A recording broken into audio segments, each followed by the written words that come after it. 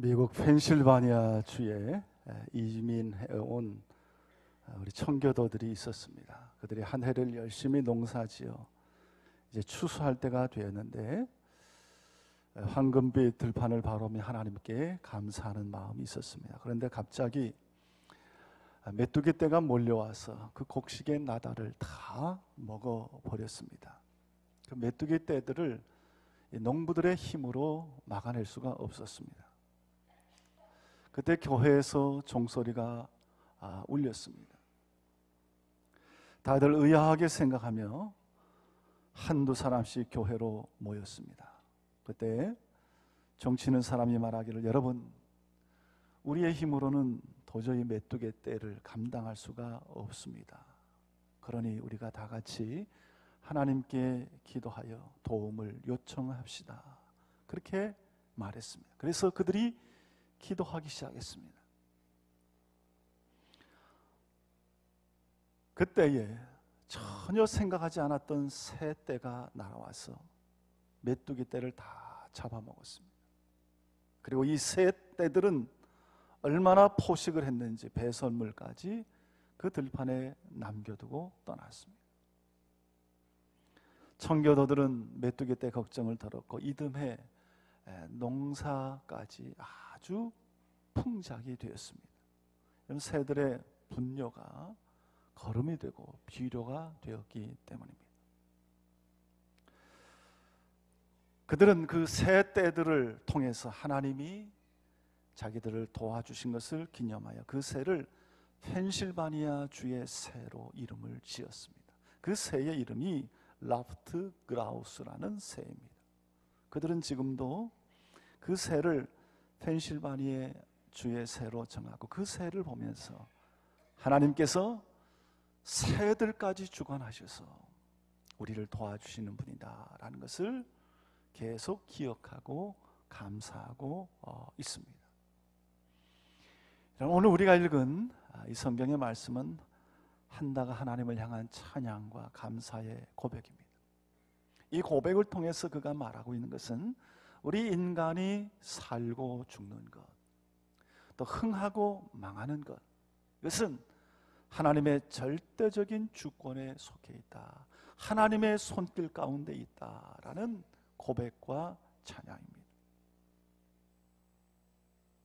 그럼 그가 고백하는 이 절대 주권자 하나님, 그 하나님은 어떤 하나님이신가? 첫째로 죽이기도 하시고 살리기도 하시는 하나님입니다.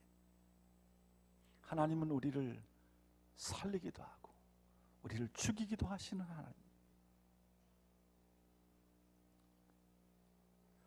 여러분, 우리 인간의 가장 중요한 문제가 뭡니까? 죽고 사는 문제입니다. 생사의 문제입니다. 그러나 이 생사의 문제는 하나님의 절대적인 주권에 속한 것입니다.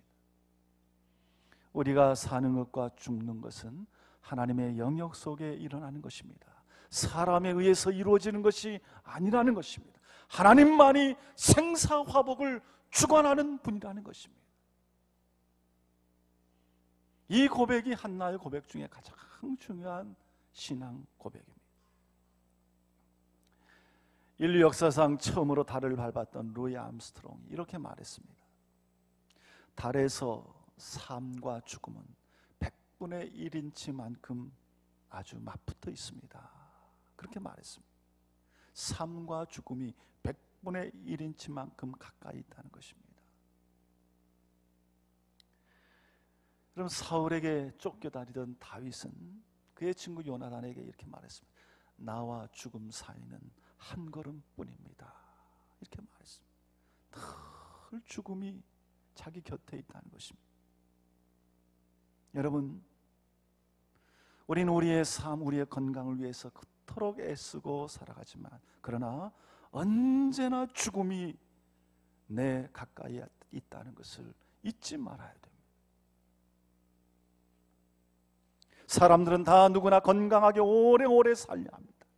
그래서 죽음이 그렇게 무섭고 두려운 것입니다. 그러나 여러분, 우리가 살고 죽는 것은 하나님이 하시는 겁니다.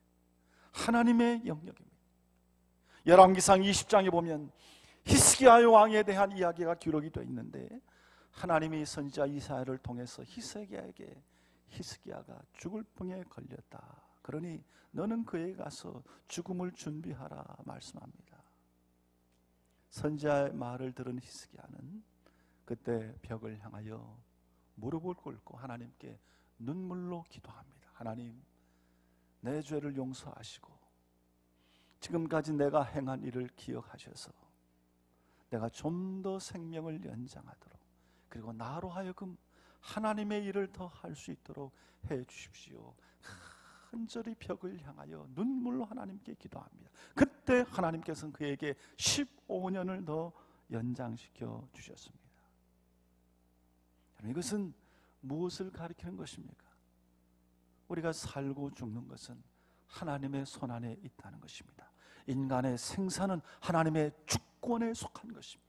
예수님도 말씀하시기를 몸은 죽여도 영혼은 능히 죽이지 못하는 사람들을 두려워하지 말고 오직 몸과 영혼을 능히 지옥에 멸하는 자를 두려워하라, 그렇게 말씀했습니다.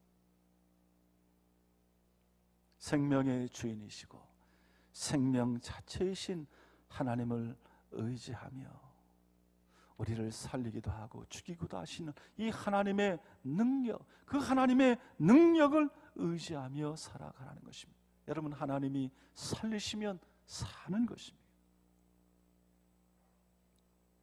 반면에 아무리 건강하고 아무리 관리를 잘하고 오래오래 살려도 하나님이 오늘이라도 오라 하면 가야 하는 존재가 우리 인생인 것을 기억해야 됩니다. 오늘도 우리는 절대 주권자이신 하나님을 의지하며 오늘도 우리에게 생명을 주시고 우리를 살려주시고 우리를 살아가게 하시는 그 하나님에게 감사하고, 또 시각각 우리에게 다가오는 모든 죽음의 권세와 죽음의 두려움들을 날마다 다 이기며 살아갈 수 있는 우리 성도님들이 될 수 있기를 주님의 이름으로 축원합니다. 두 번째로 한나가 고백하는 하나님은 어떤 하나님이냐? 흥하게도 하고 망하게도 하시는 하나님입니다. 여호와는 가난하게도 하시고 부하게도 하시며, 또 8절에 보면 가난한 자를 진토에서 일으키시며 빈궁한 자를 거름더미에서 올리사 귀족들과 함께 앉게 하시며, 그렇게 고백했습니다. 한마디로 말하면 하나님은 우리의 흥망성쇠를 장악하고 섭리하신다는 것입니다. 한나는 천대받는 여인이었습니다. 멸시받는 여인이었습니다. 그러나 그를 하나님이 높여주셔서 위대한 이스라엘의 지도자인 사무엘의 어머니가 되게 해 주셨습니다. 성공과 실패, 흥함과 패망은 전적으로 하나님의 축복이라는 것이 오늘 말씀의 고백입니다. 그래서 우리는 하나님의 섭리와 그분의 역사를 인정해야 됩니다. 그리고 그 앞에서 항상 겸손하게 우리의 문제를 내어놓고 하나님의 긍휼하심과 하나님의 도우심을 기다려야 됩니다.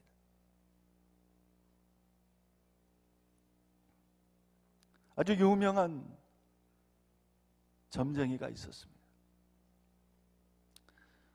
수많은 고객, 단골을 확보하고 있습니다. 아주 명성을 날리던 사람이었습니다. 사주, 팔자, 관상, 운명 이런 거 다 귀신같이 알아맞추고 이런 복채에 따라서 다 처방을 해주는 그런 사람이에요. 그런데 가끔 그의 점괘가 틀리는 경우가 있었습니다. 이 사람 망할 사람인데 망하지 않습니다. 병들어 누워 있어야 될 사람인데 건강하게 활보하고 다닙니다. 죽을 사람인데 잘 살고 있는 그런 케이스들이 있었습니다. 그래서 그들의 배후와 배경을 조사해 봤는데 그가 발견한 것은 그들 모두가 다 예수를 믿는다는 것이었습니다. 그는 그 예수가 누군가 궁금했습니다. 가난을 풍요로 바꾸는 예수, 고통을 기쁨으로 바꾸는 예수, 실패를 성공으로 바꾸는 예수, 절망을 희망으로 바꾸는 예수, 죽음을 생명으로 바꾸는 예수, 그가 궁금했습니다. 그래서 예수를 연구하고 성경을 연구하다가 결국 그도 예수를 믿게 되었습니다. 여러분, 값비싼 부적이 우리의 운명을 바꿔줍니까? 애군을 막아줍니까? 아닙니다. 하나님이 하십니다. 하나님이 우리의 흥망성쇠를 쥐고 계십니다. 시편 4편 8편에서 다윗은 내가 평안히 눕고 자기도 하리니 나를 안전하게 거하시는 이는 오직 여호와이시니라. 오직 나를 안전하게 하시는 이는 여호와 하나님이십니다. 내가 평안히 눕고 자는 이유는 나를 안전하게 지켜주시는 여호와 하나님, 그 하나님이 계시기 때문에 그렇게 노래하고 있습니다. 흥하고 망하는 것, 잘되고 안 되는 것, 성공하고 실패하는 것, 넘어지는 것과 회복되는 것, 이 모든 것이 하나님께 있음을 믿으시기를 바랍니다. 우리가 그것을 믿을 때 평안이 찾아오고, 평안이 와야 기도와 찬송과 감사가 나오게 되는 것입니다. 오늘도 우리에게 생명을 주시고 구원을 주시고 영생을 주시고 성공을 주시고 치유와 회복을 주시는 하나님, 평안을 주시는 그 하나님을 찬양하며 늘 소망 가운데 살아가는 우리 성도님들이 되시기를 주님의 이름으로 축원합니다. 세 번째 한나가 고백하는 하나님은 어떤 하나님이냐? 낮추기도 하시고 높이기도 하시는 하나님입니다.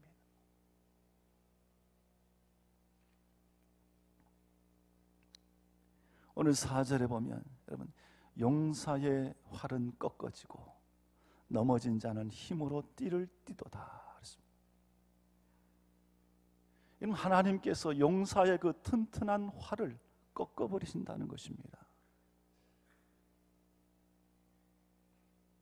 그리고 넘어진 자, 별 볼 일 없는 자, 무력하게 된 자를 세우신다는 것입니다.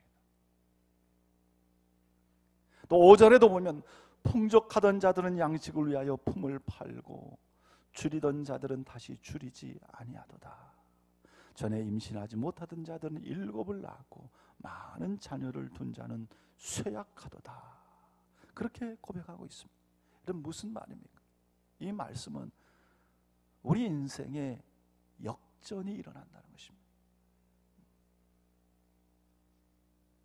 풍족함과 넉넉함이 어느 순간에 사라지고 남에게 빌어먹게 됩니다. 오히려 줄인 자, 배고픈 자들은 더 이상 줄이지 않고 배고프지 않게 됩니다. 이것이 무슨 뜻이냐? 우리의 삶에 극적인 반전이 일어난다는 의미입니다. 내가 한 번 실패했다고 영원히 실패하는 것이 아닙니다. 한 번 꼴찌했다고 매번 꼴찌하는 것이 아니라는 것입니다. 반대로 한 번 1등했다고 계속 1등이 보장되는 것이 아니라는 것입니다.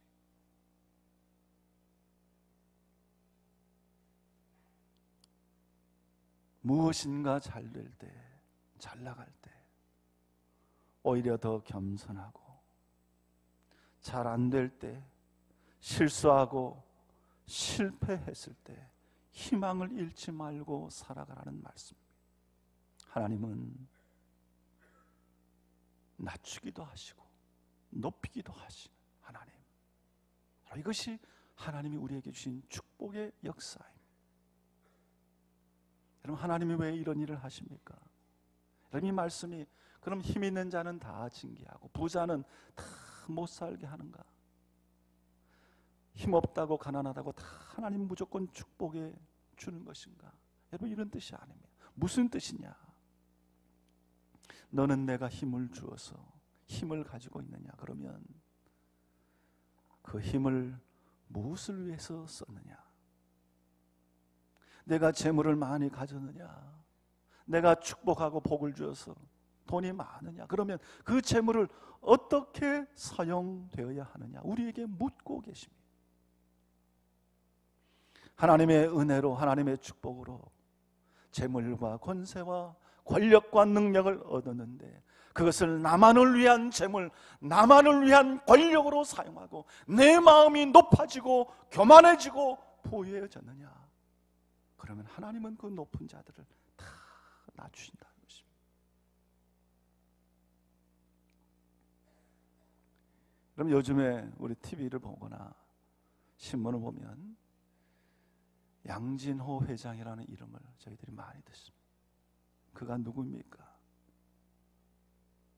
한국미래기술이라고 하는 이 IT 업계의 유명한 회사의 회장입니다. IT계의 신화로 불리는 사람입니다.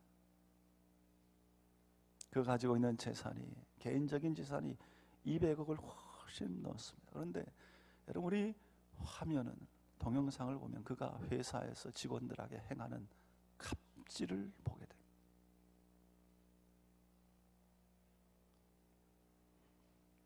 직원들 무릎 꿇여놓고 따귀를 치고 침을 뱉고 협박하고 공갈하고,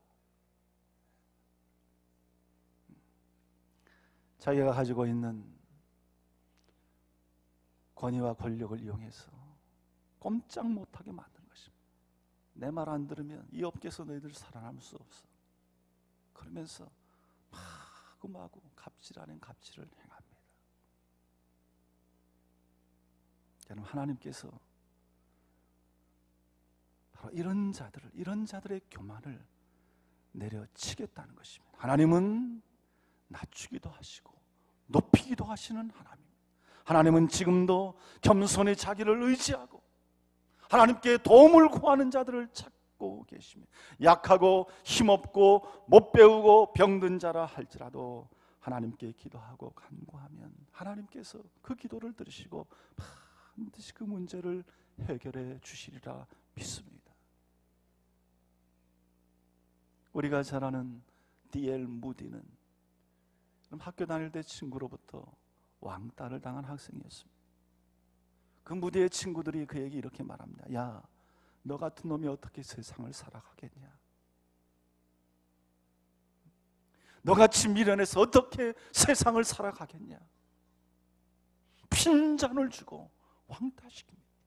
그러니 친구가 없는 이 무디, 너무 괴롭고 두렵고 고독해서 언제나 하나님 앞에 나와 기도했습니다.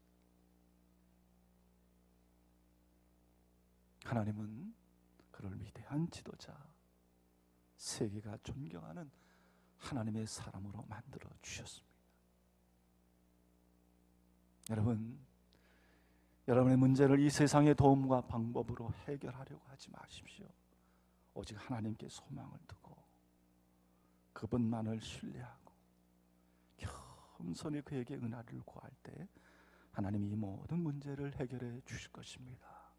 우리를 가난하게도 하고 부하게도 하시는 하나님, 우리를 낮추기도 하시고 높이기도 하시는 그 위대한 하나님의 손이 지금도 살아서 역사하는 줄로 믿습니다. 미국에 한 이민교회가 있는데, 여러분, 그 교회 역사상 가장 아픈 사고가 있었습니다. 그 사고가 뭐냐면, 그 교회 한 청년이 멕시코로 선교를 갔다가 그곳에서 사고로 죽은 것입니다. 이 소식을 듣고 목사님이 장례를 치르기 위해 멕시코로 갔습니다. 멕시코로 가는 그 목사님의 마음이 얼마나 복잡하겠습니까? 그런데 죽은 그 청년은 3대 독자입니다.